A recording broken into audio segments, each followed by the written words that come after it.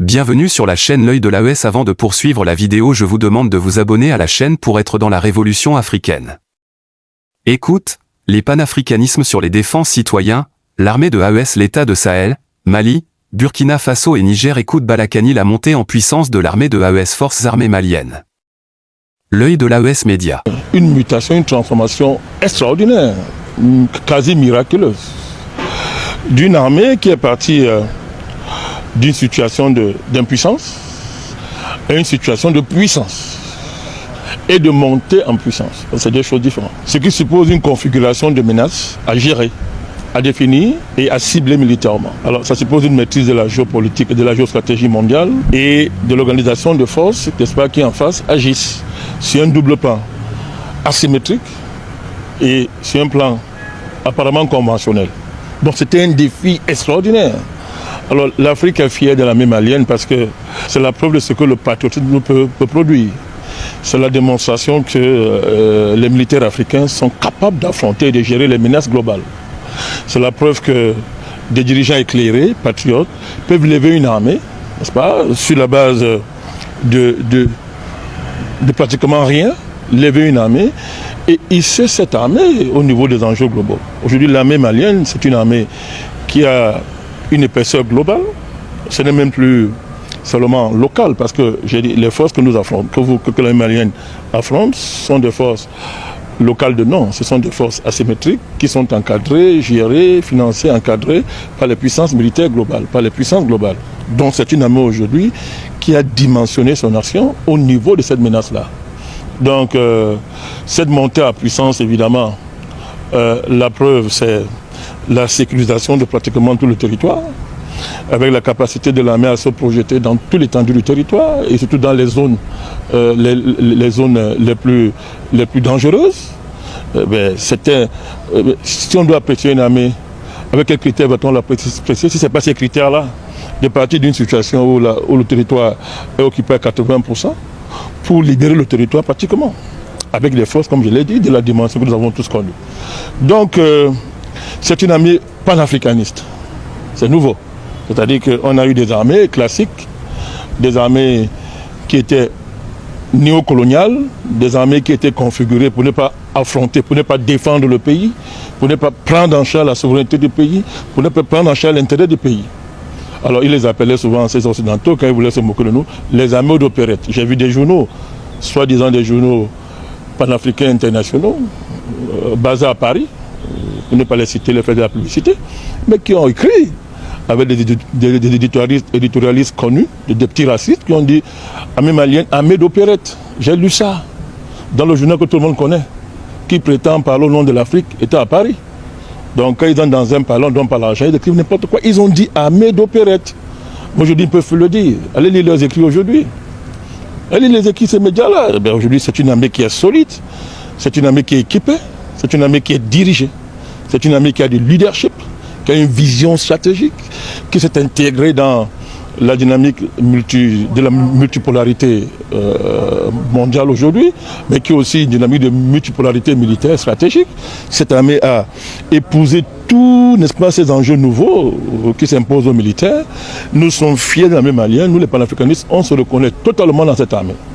Donc, la vision militaire du XXIe siècle, pour nous les panafricanistes, est inséparable d'une étude du cas de la mutation de l'armée malienne. C'est aujourd'hui un cas d'école pour les autres armées africaines du moment et puis à venir. Il est très important de préciser que l'Alliance des pays du Sahel a apporté à tous les Africains, je dis bien tous les Africains qui sont portés par la cause africaine, un élan de sursaut, une fierté, une dignité. Nous avons réalisé bien évidemment, et comme tous les membres de la société africaine, que les pays n'avançaient pas comme ils le devraient.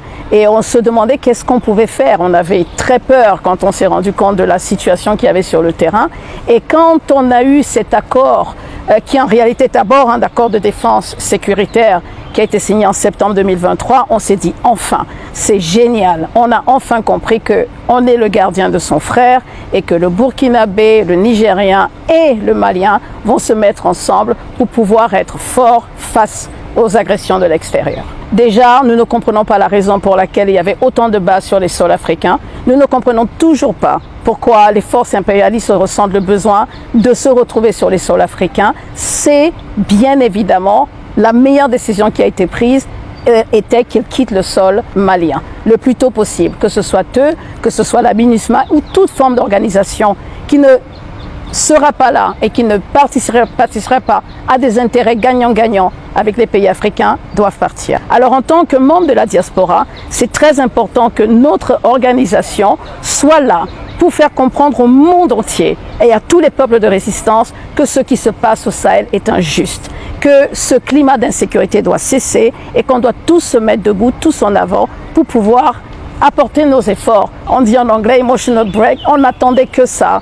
Pour les panafricains que nous sommes, rencontrer ce grand homme est pour nous une bénédiction divine. Nous pensons vraiment et nous espérons qu'il sera le plus longtemps possible jusqu'à ce que la paix soit retrouvée au Mali et dans les pays de la zone sahélienne. Il nous a fait comprendre en fait qu'il n'y a pas de développement sans sécurité. Donc le volet sécuritaire est un volet que nous devons vraiment adresser et la meilleure façon de l'adresser, c'est de sensibiliser l'opinion publique du monde entier. Sensibiliser les Maliens à la cause de l'AES on va avoir des difficultés, ce qu'on appelle struggle en anglais. On va encore probablement souffrir, on va probablement être attaqué, mais on doit rester debout, digne, face à nous-mêmes, ici, sur le terrain, mais aussi à l'étranger. Ils ne peuvent pas, les impérialistes, continuer à tuer le monde entier. On va tuer qui, on va pas tuer qui. Si on est tous ensemble, on a l'union qui fait la force. Donc je suis optimiste sur cette union, très optimiste sur cette union qui fait la force.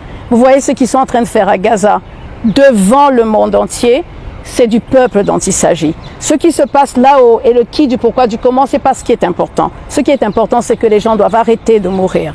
Si l'AES échoue, c'est tout le continent qui va de nouveau se déséquilibrer.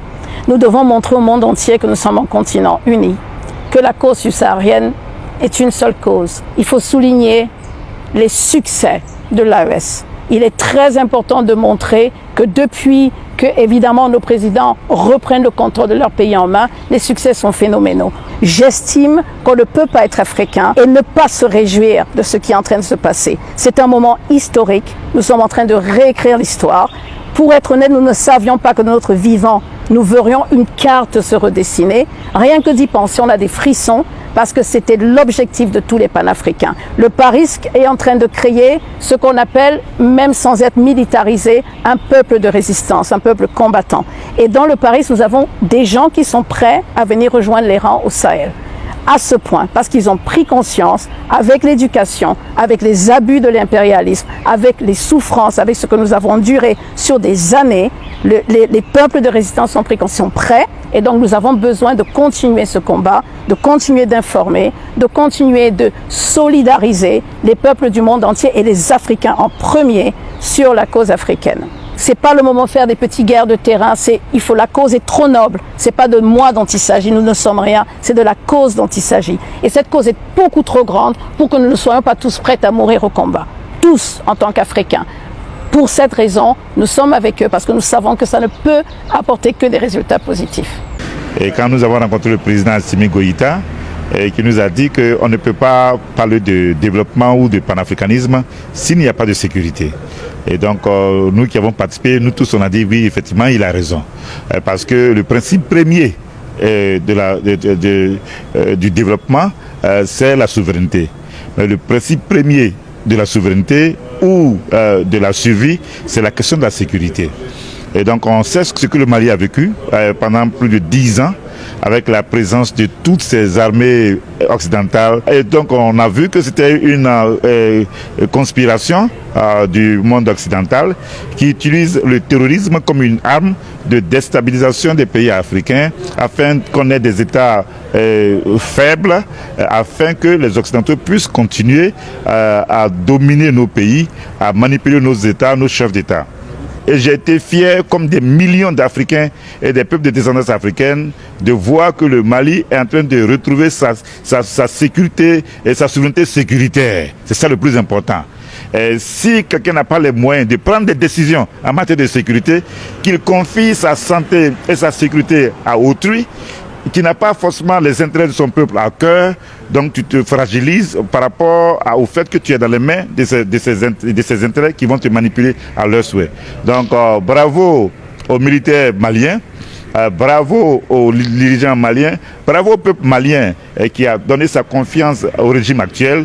Et cela montre que le Mali, qui est le porte-flambeau du panafricanisme au XXIe siècle, le Mali démontre que pour réaliser tout projet de développement, pour réaliser toute vision du panafricanisme, il faut d'abord régler les questions de sécurité en toute souveraineté. Et c'est cela que nous apprécions dans les actions du Mali sous le régime du président Assimi Goïta. Les bases militaires coloniales et néocoloniales qui sont sur nos territoires sont la preuve qu'on est encore occupé.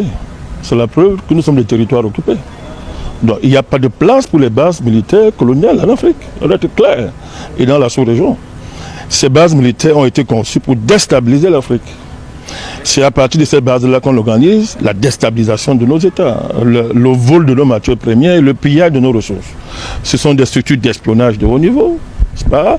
Et ce sont des structures qui visent à réprimer le potentiel militaire, le génie militaire africain. Donc il n'y aura pas de véritable main en Afrique avec la présence de ces bases militaires, que ce soit dans tous les pays africains. Donc c'est le symbole de la présence coloniale, de l'occupation territoriale de nos pays et du coup de notre incapacité géomilitaire et géostratégique. Donc la définition d'une véritable armée panafricaniste, c'est d'abord la rupture du cordon ombilical avec ces bases militaires. Maintenant, ça ne veut pas dire qu'on ne peut pas avoir des partenariats. Parce que le partenariat, c'est autre chose. Donc le défi militaire, si on veut prouver qu'on est une armée digne de ce nom, il faut d'abord chasser ces bases-là.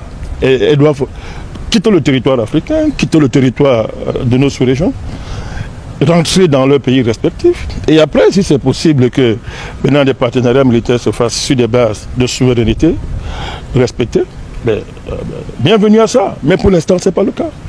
Le Mali a fait ce qu'il avait à faire. Pas bien fait. Il a fait ce qu'il avait à faire, le Mali.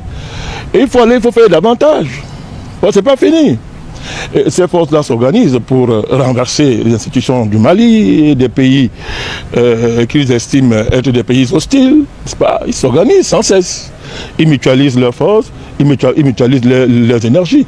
Donc le Mali doit continuer à monter en puissance, n'est-ce pas, à maîtriser toutes les opérationnalités, n'est-ce pas, qui sont liées, que ce soit sur le plan logistique, sur le plan de la pensée stratégique, sur le plan de l'opérationnalité des forces sur le terrain. Il faut continuer à développer ça et à amplifier la montée en